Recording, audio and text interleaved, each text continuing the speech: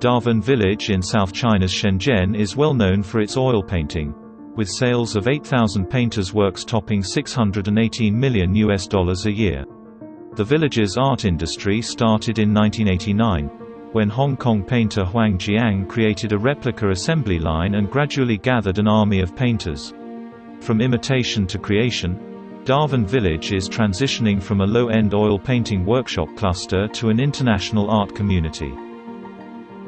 这10年8年呢，香港本地的到艺术学院、美术学院学习的也比较多，进修的比较多，去的那边还是